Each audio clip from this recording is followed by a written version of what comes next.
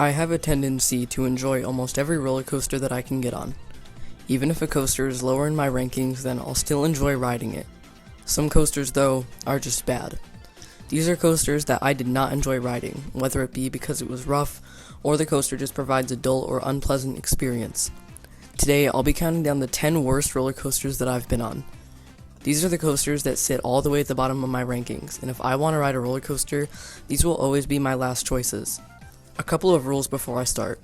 First of all, I will not be including any kiddie or family coasters on this list, since those will naturally fall to the bottom of my ranking, even if the coaster itself isn't even that bad. So there will only be larger scale thrill coasters on here. Also, I won't put any duplicates of a coaster on here, so if I've ridden more than one of a cloned coaster, then I'll just lump them into one spot and then talk about the worst one. Alright, let's get into it. One more thing also before I start, make sure to like the video, leave a comment, and maybe even subscribe if you'd like, as that would be amazing, and each new subscriber is greatly appreciated. Arms in, head back, hold on.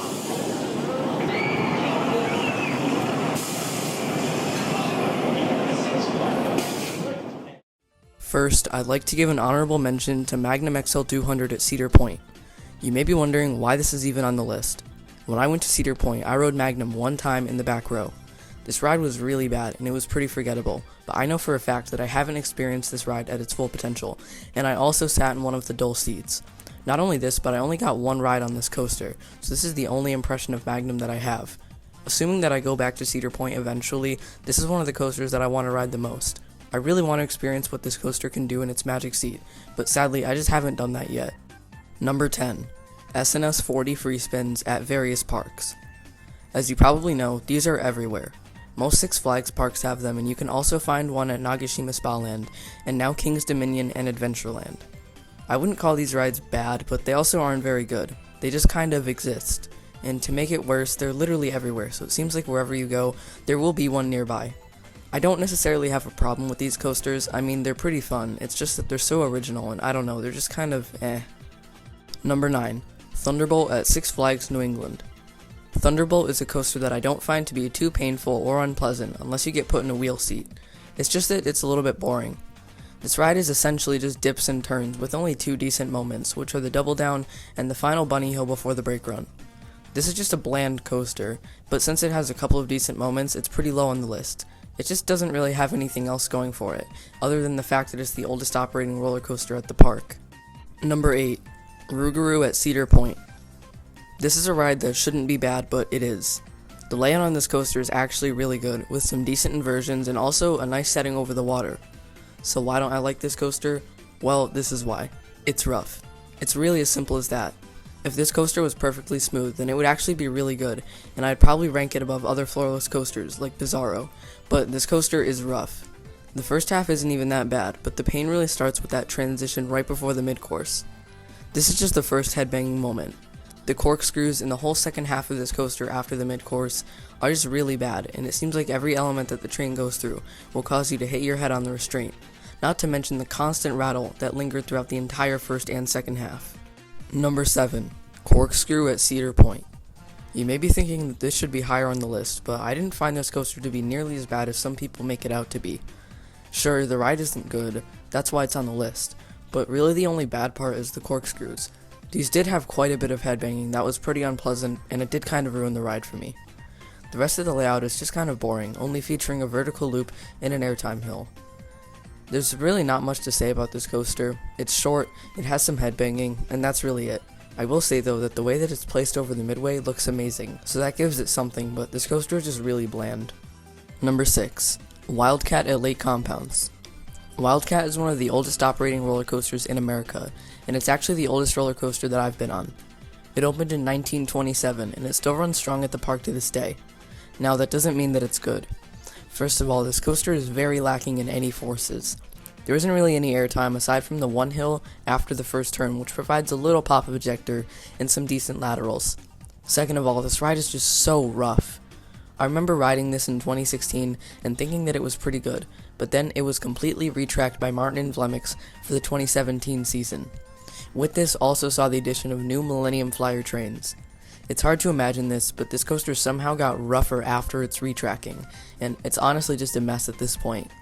I'll still ride it from time to time, but this is just the perfect example of a classic Woody that did not age well. And you can take my word for that. Oh my god, Steel Vengeance is so bad. That's so garbage. Steel Vengeance is trash. Oh, like the train, the whole time. It was The like, whole train is like, oh. oh my god. I have a headache. My neck kind of hurts. I don't hurt. That was just so bad. That It was not so good. rough, I so had Steel Vengeance jerky. shirt, though. Number 5. Blue Streak at Cedar Point. People seem to like this coaster for its airtime, but I thought it was pretty rough and forgettable. I didn't get any airtime on this ride, and it was also painfully rough, and the layout was really bland. It's kind of shocking that in a park of 17 roller coasters, this is the only wooden one, and it's not even good at that. Number 4. Green Lantern at Six Flags Great Adventure. Pretty much everything I've said about Rougarou applies to Green Lantern, as these two coasters have pretty much the same layout. So you may be wondering, what makes this coaster so much worse? The reason why this is so high on the list is because it's a stand-up coaster. Take the rough layout of Rougarou and then make it a stand-up. The bicycle seat is honestly one of the most uncomfortable things that I've ever experienced, and it seriously ruins the entire ride for me. Unlike Rougarou, this coaster is decently smooth, so it's kind of a shame that it was ruined by the fact that it's a stand-up. Personally, I would love to see this get the floorless coaster treatment, but with Bizarro in the same park, that would never happen. This is my least favorite coaster from B&M, and unless I ride Vortex at Carowinds, I think it will stay at the bottom for me.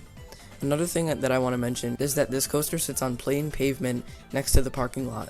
This isn't something that really bothers me, personally, but since I was comparing it to Rougarou, then I thought I'd bring that up. Number 3. Roadrunner Express at Six Flags Fiesta Texas. Some may argue that this is a family coaster, but comparing it to some other Aero Mine Trains, then you'll see that this one is way more thrilling. The only problem that I had with this coaster was the roughness, and that's a huge problem.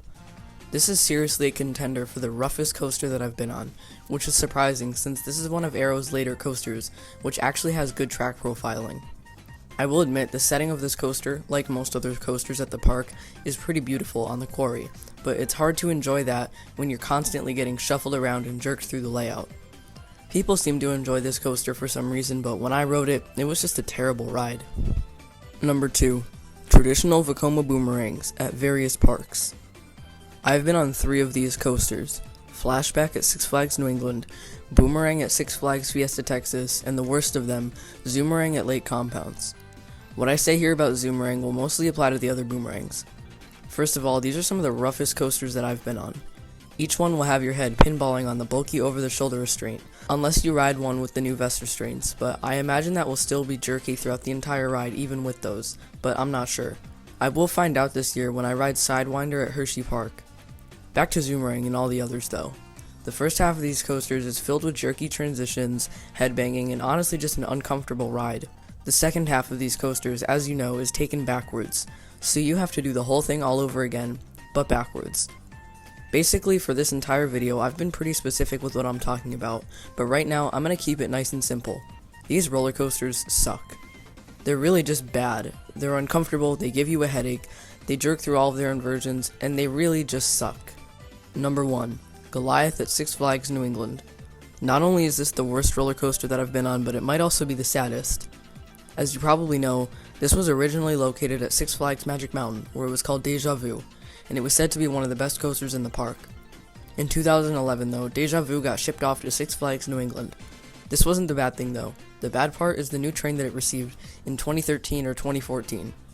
Not only do these trains make the ride very rough and shaky, but there's an unreal amount of headbanging, and the high G-forces of the ride don't work very well with the trains. In each valley, you feel the restraint come down a little bit more, and even if this wasn't the case, your legs would still get pretty destroyed because of the high G-force.